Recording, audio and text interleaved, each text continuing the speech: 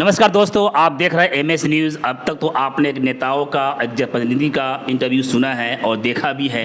आइए मैं आपके सामने एक यूथ जर्नलिस्ट जो दरभंगा से बिलोंग करते हैं, फ़खरे आलम फारूकी, जो किसी पहचान के मोहताज हैं। अभी हाल के दिनों में इन्होंने एक अपना एक न्यूज़ पोस्ट इन्होंने लॉन्च किया है जिसके लाखों फॉलोअर्स हैं। और यह जानते हैं कि जब इनके कितना चुनौतियों का सामना करना पड़ा है जब मीडिया की दुनिया में तो से ये तशरीफ़ लाए सफ़र किए हैं। अभी ये मेरे साथ कुछ दिन तक न्यूज़ ऑफ बिहार में भी काम किए हैं। न्यूज़ ऑफ बिहार में भी इन्होंने काफ़ी योगदान दिया था। हम दोनों साथ काम करने का एक तजर्बा भी है और मुझे भी आप लोग के बीच में लगभग पिछले 9 साल से रिपोर्टिंग करते हुए आ रहे हैं। कभी भी कोई ऐसा मुद्दा या कोई ऐसा मसला नहीं आया है जो मेरे रिपोर्टिंग पे लोग सवाल खड़ा करें। लेकिन एक सवाल बना रहता है कि लोग आज पत्रकारों को जो है ना कोसने का प्रयास करते हैं और सभी पत्रकारों को एक जैसे देखते हैं। अगर मैं किसी के फेवर में खबर चलाते हैं तो वो बोलते हैं कि भाई ये पत्रकार अच्छा है, अगर मैंने थोड़ा खिलाफ खबर चल गया तो बोले पत्रकार दलाल किस्म का है। मतलब एक अलग सा भाषा प्रयोग करते। उन्हीं मुद्दे पर आइए मैं फ़खरे आलम फारूकी की राय जानना चाहते हैं। युवा है, दरभंगा के काफ़ी चर्चित पत्रकारों में शामिल होते हैं। पहले सर एमएस न्यूज़ में आपका स्वागत है। बहुत बहुत शुक्रिया और तमाम आपके जो दर्शक हैं उनका भी मैं बहुत बहुत इस्तकबाल करता हूँ। एक सवाल आपको मैं अभी ढूंढना चाहूँगा, और जो अपने लोग भी होते हैं तो कहीं ना कहीं ईगो निकालने के लिए जो होता है हम लोग काफ़ी खून से तरह तरह की असभ भाषा का प्रयोग भी करते हैं। तो पत्रकार जो है ना अपनी मैं कहा ना निजी ज़िंदगी में बहुत ही सस्पेंस में फंसा रहता है कि हम करें तो क्या करिए, या तो रिपोर्टिंग छोड़ दें या फिर जनता की समस्या को उठाएं। आप शुरुआती दिनों की बात कर रहे हैं पत्रकारिता की, जब सफ़र लोग शुरू करते हैं आप उन दिनों की बात करते हैं। वो बड़े बड़े पत्रकार नहीं, हम जैसे जब छोटे पत्रकार एक गांव देहात से जब निकलते हैं उस समय की बात, आप उस समय की दर्द आप जानना चाह रहे हैं, जिस दर्द से मैं भी गुजरा हूं और आप भी गुजरे हैं। वाकई ऐसा होता है कि जब हम लोग पत्रकारिता शुरू करते हैं, खासकर हम छोटे मोटे पत्रकार जो गांव देहातों से बिलोंग करते हैं, उस समय सबसे पहले जो हमारा जो टांग खींचने वाले लोग होते हैं ना, वो हमारे अपने ही होते हैं। अपने ही लोग होते हैं जो हमारा टांग खींचते हैं, हमारी दर्जे की बुराई करते हैं, हमारे बारे में गलत सलत बोलते हैं। लेकिन हमें जो है उस पर ध्यान बिल्कुल नहीं देना चाहिए, क्योंकि आपने भी ये फेस किया होगा। आप भी एक पत्रकार हैं, आप भी रिपोर्टिंग करते हैं, ग्राउंड रिपोर्टिंग करते हैं, और आपने भी ये फेस किया होगा कि जब आप आगे बढ़ते हैं ना तो सबसे पहले टांग खींचने वाला कौन होता है? वो अपने ही लोग होते हैं। तो पत्रकारों की ज़िंदगी तो ऐसे ही चुनौती से भरी होती है। सत्ता के खिलाफ बोलिएगा तो विपक्ष वाले गलियाएंगे, सत्ता के विपक्ष के खिलाफ बोलिएगा तो विपक्ष वाले गलियाएंगे। ऑलरेडी हम लोगों को जो है गाली सुनते हैं। लेकिन उसके अलावा भी जिनको हमें सपोर्ट करना चाहिए, जिनके लिए हम आवाज़ बनते हैं, हम आम जनों की आवाज़ बनते हैं, क्योंकि हमें सत्ता से विपक्ष से कोई मतलब नहीं है। हम जनता के पत्रकार हैं, जनता की समस्याओं के लिए हम लोग ये पत्रकार बने हैं, रिपोर्टिंग करते हैं। क्योंकि जनता जिनकी आवाज़ कोई नहीं बन पा रहा है, क्योंकि बड़े बनों की आवाज़ सब बन पा रहा है। अंबानी का तो पूरा चैनल है ना, तो उन लोगों की आवाज़ कौन बनेगा? वो लोग तो खुद दूसरे की आवाज़ है। सरकार उनके नीचे चल रही है अभी बीजेपी। एक मुझे फ़ोन मेरे पास आया था अभी हाल की, तो अभी हमने आपस में बात कर रहे हैं, मेरे को फ़ोन आया था, वो डायरेक्टली मुझ पर कटाज कर रहा है कि आपने कि न्यूज़ बनाने के लिए किसी से बाइक की तलब किए थे, तो क्या पत्रकारों के पास कोई बाल बच्चे है या नहीं? उनकी भी रियल लाइफ है, उनके पीछे भी क्या है कि एक ज़रूरत चीज़ लगी हुई है।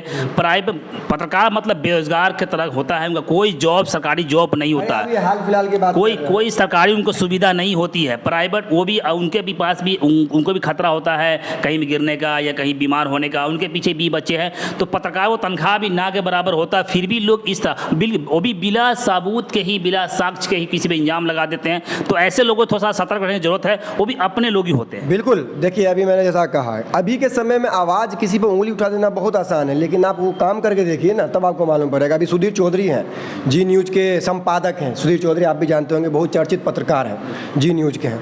अभी उन्होंने अजीत अंजुम, जो बहुत बड़े ही देश के पत्रकार हैं, बहुत बड़े पत्रकार हैं, उनका मुकाबला कोई नहीं कर सकता, ये मैं दावा के साथ ठोक कर कह रहा हूँ। क्योंकि जिन्होंने कोरोना काल में जो काम किया है, किसान आंदोलन में जो काम किया है, वो पूरा देश देखा है और पूरा देश उनको जानती है। और उसी का ये नतीजा है कि साल भर के अंदर में उनके 1.5 मिलियन जो सब्सक्राइबर यूट्यूब पर हो चुके हैं। ये बहुत बड़ा आंकड़ा है। क्यों हुआ? 1.5 मिलियन यानी 15 लाख से भी ज़्यादा लोग उनको जो है फॉलो करते हैं। यूट्यूब की बात करें, वहाँ फेसबुक की अलग बात कर लेते हैं। उनको वो कहते हैं कि बेरोज़गार पत्रकार हैं। अरे भैया, आप रोज़गार में अगर हैं तो आप ही कहाँ भला कर रहे हैं? आप जो है सत्ता का जो है तलवा चाट रहे हैं। सत्ता के तलवा, अगर हम लोग भी अगर ऐसा करें तो हम लोगों को भी पैसे की दिक्कत नहीं होगी। अगर आप कर लें, अगर आपके वहाँ जो भाजपा जो भी सत्ता के लोग जो हैं उनका अगर आप तलवा चाटेंगे, आपके पास पैसे की कमी नहीं होगी। मैं कह रहा हूँ नहीं, पदाधिकारियों के सामने। बात मैं आपको कहना चाहता हूँ, अगर मैं पैसे के पीछे मैं निजी भागा होता तो तकरीबन 8 साल तक साइकिल से मैंने रिपोर्टिंग की, आज भी करता हूँ। और जो मेरे पास एक बाइक है, वो बाइक भी एक खटारा वही हम बता है रहे जो हैं। सही चलने के लायक भी नहीं है, उससे फिर भी लोग इल्ज़ाम लगाते हैं कि आप बहुत पैसे लेके आप न्यूज़ बनाते हैं। तो कहीं ना कहीं उसी बात का हम जवाब दे रहे हैं ना।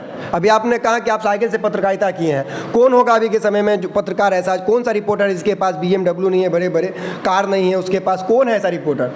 कहाँ से लाया? आप कह रहे हैं कमाई ही नहीं होता तो कहाँ से वो कार लाया, जरा बता दीजिए हमको। कहाँ से वो BMW रहा है, कहाँ से जो मतलब इतना पैसा ला रहा है, कहाँ से ला रहा है? भाई मैं भी पत्रकार हूँ, मैं भी पत्रकारिता करता हूँ, आप भी करते हैं। हमारे पास पैसा नहीं है, हम आप साइकिल से करते हैं, मेरे पास जो मेरे बाप का दिया हुआ एक बाइक है। अरे भाई पैसा कहाँ से आ रहा है? पैसा अगर आता पत्रकारिता में, अगर इतनी पैसा है तो हम लोग क्यों नहीं कमा रहे हैं? हम लोग भी तो पत्रकारिता करते हैं ना। जाहिर है कि आप कुछ ना कुछ गलत कर रहे हैं, इसलिए आपके पास पैसा है। आप BMW चला रहे हैं, आप कार पर मैनेज कर रहे हैं, आप जो कैमरा मैन अलग रख रहे हैं उसको तनख्वाह दे रहे हैं। अरे भाई कहाँ से हो रहा है? मैं गलत नहीं कर रहा हूँ, आप गलत नहीं कर रहे हैं, मेरे पास पैसा नहीं है। हम हक की आवाज़ बने हुए हैं, सच बोलते हैं, हमारे पास पैसा नहीं है। जो पैसा है हमारा घर चल जाता है। फिर भी शोषण तो हमारा ही होता है, क्योंकि अभी देखेगा कि अभी हम लोग ना कोई कैमरा मैन नहीं, कोई अभी गाड़ी में सही 100 ग्राम तेल भी, एक पाव तेल भी हम। इसलिए मैं उन लोगों से बोल रहा हूँ जो आपको ये बात बोलते हैं ना कि ऐसे खबर पैसा लेकर खबर चला दी, ये कर दी, वो कर दी। अरे आँख खोल करके देख लीजिए आप और शर्म कीजिए कि जो शख्स साइकिल से पत्रकारिता करता है आप उस पर उंगली उठाते हैं। अरे शर्म कीजिए भाई। जी न्यूज़ वाले को क्या कहिएगा आप? और भी बहुत सारे बैनर हैं, उनको क्या कहिएगा? साइकिल से पत्रकारिता करने वाले पर उंगली उठा रहे हैं कि पैसा लेकर करते हैं। अरे भाई जब पैसा ही लेना होता तो साइकिल से घूमते कि कार से घूमते? भाई कैमरा मैन अलग रखते, 20,000 मतलब 1 लाख का कैमरा होता, 70,000 का माइक होता। हमारे पास एक मोबाइल है, इनके पास भी एक मोबाइल है, उसी मोबाइल से रिकॉर्ड करते हैं, उसी मोबाइल से एडिट करते हैं, उसी मोबाइल से अपलोड करते हैं। कहाँ है हमारे पास कुछ?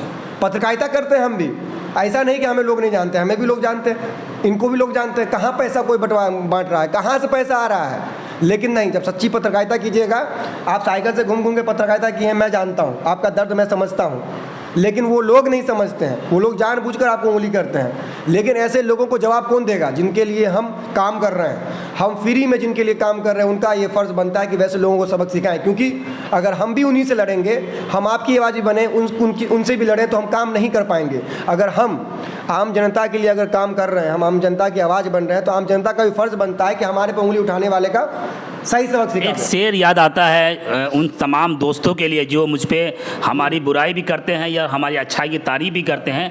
तो एहसान रहा इल्ज़ाम लगाने वाला का मुझ पर, उड़ती ही उंगलियां जहां में मशहूर कर दिया। ये बहुत ही मशहूर किसी शायर ने लिखा है, तो उस पर हम लोग सटीक बैठते। कुछ आप कहेंगे? आपने बिल्कुल सही कहा। आप इल्ज़ाम लगाइए, कोई दिक्कत नहीं है, आप गाली बकिए, कोई दिक्कत नहीं है। लेकिन एक चीज़ का दिक्कत ये होता है कि जिसके लिए हम करते हैं वो हमें सपोर्ट नहीं करते। डर तो तब होता है जब अपने लोग ही अपना विरोध करते हैं। यही बात है। आप कीजिए ना सर, मेरे एक वीडियो पर अगर देखिएगा आप तो 11-11 हज़ार कमेंट है, जिसमें से मुझे गाली बके हैं सब लोग। और ख़ासकर कौन लोग होते हैं? बीजेपी के IT सेल वाले। हम सत्ता को जो आईना दिखाएंगे वो हमको गाली बकेंगे। बकिए, कोई दिक्कत नहीं है। क्या जा रहा है? गाली बकने से क्या जा रहा है? लेकिन हम जिनके लिए लड़ रहे हैं, हम जिनकी आवाज़ बन रहे हैं, कम से कम वो हमें सपोर्ट करें। आखिरी शब्द मैं आप चाहूँगा, आप ही बोलेंगे कि मैं चाहता हूँ कि अभी एक त्यौहार का दौर है और आने वाले समय 15 अगस्त का भी है और सावनी पूजा भी चल रहा है, मुहर्रम का महीना भी है। तो मैं एक अपील करना चाहूँगा तमाम अपने दर्शकों से कि शांति के साथ दोनों पर्वों को, मुहर्रम को भी और सावनी पूजा को भी मनाएं, क्योंकि ये हमारा कल्चर है कि हम आपस में मिलजुल कर रहें। तो मैं इन्हीं पे चंद अपील भी मैं चाहूँगा। जो हमारे एक यूथ जर्नलिस्ट है फ़खर आलम फारूकी, जो अभी काफ़ी चर्चा का विषय बने हुए हैं, मैं इनके साथ दरभंगा में हूँ। अभी मैं किसी काम से दरभंगा आया था, किसी मसले को लेकर, तो आज चलते में इनसे मुलाकात हमारी हो गई है। तो इनसे मैं एक अपील करना चाहूँगा। आप क्या अपील करना चाहेंगे? बिल्कुल आपने सही कहा है, क्योंकि अभी देश का जो माहौल बना हुआ है हिंदू मुस्लिम वाला, ये हम जैसे और आप जैसे जो इस वीडियो को देख रहे हैं उसमें से कुछ लोग ऐसे हैं जो ये चाहते हैं कि हिंदू मुस्लिम हो, लेकिन उसमें से अधिकतर लोग ये चाहते हैं कि शांति स्वभाव में रहें। लेकिन कुछ लोग ऐसे हैं जो हिंदू मुस्लिम करके जो देश का माहौल ख़राब करना चाहते हैं। तो मैं तो इतना ही कहूँगा, ये चंद लोग जो है ना, ये चंद लोग जो आग लगा रहे हैं उसको फूंक मार के उड़ा दीजिए आप। और हम लोग जैसे वर्षों से रहते आ रहे हैं ना, वैसे हम लोग जो है भाईचारे में रहें, शांति स्वभाव में रहें। क्योंकि हमारा देश जो है ना वो त्योहारों का ही देश माना जाता है, क्योंकि यहाँ पर हर दिन एक त्यौहार है। कभी हिंदू का त्यौहार, कभी मुस्लिम का त्यौहार, कभी सिख का त्यौहार, कभी ईसाई का त्यौहार। तो भाई हम तो सब त्यौहार मनाते हैं। हम दिवाली भी मनाते हैं, हम होली भी मनाते हैं, हम ईद भी मनाते हैं, हम क्रिसमस डे भी मनाते हैं, हम वैसे हैं। तो हम तो सब मिलकर रहते आ रहे हैं, मिलकर रहते आएंगे। लेकिन जो चंद लोग ये चाहते हैं कि देश का माहौल ख़राब हुआ है, उन लोगों के मुंह पर तमाचा लगेगा। हम लोग जैसे रहते आ रहे थे वैसे रहते आएंगे। और आप लोगों से भी अब मेरी अनुरोध है, मेरा अपील है कि भाई हम लोग जैसे रहते आ रहे हैं वैसे ही रहेंगे। और बस हसनैन भाई हैं और बहुत ही मेहनत करते हैं, मुझसे ज़्यादा मेहनत करते हैं। तो प्लीज़ जो भी लोग ये वीडियो को देख रहे हैं, चाहे वो मेरे फॉलोवर हैं या इनके फॉलोवर हैं या किसी कोई थर्ड पार्टी हैं, प्लीज़ कर इनके चैनल को जो है फेसबुक पर देख रहे हैं इस वीडियो को तो फॉलो करें, यूट्यूब पर देख रहे हो सब्सक्राइब करें। आपसे पैसा नहीं मांग रहे हैं। अगर हम पैसा मांगें तो आपको देना फ़र्ज़ बनता है, क्योंकि हम आपके लिए काम करते हैं। आप अखबार खरीदते हैं, 3 रुपये 5 रुपये देते हैं एक अखबार का, लेकिन हमें नहीं देते। हम आपके लिए फ्री में काम करते हैं। तो फ्री में काम करते हैं, इसका मतलब कम से कम आप लोग सपोर्ट कीजिए, चैनल को सब्सक्राइब कीजिए, पेज को लाइक फॉलो कीजिए और कम से कम वीडियो जो भी आता है, खबर जो भी आता है उसको देखिए और शेयर कीजिए। बस इतना ही कह के मैं अपनी बात को ख़त्म करता हूँ। जय हिंद, जय भारत। अभी मेरे सामने थे काफ़ी, इन्होंने बेबाक तरीके से बात किया है। अभी इसको मैंने लगभग 1 साल के बाद मैं इनके बीच आया था।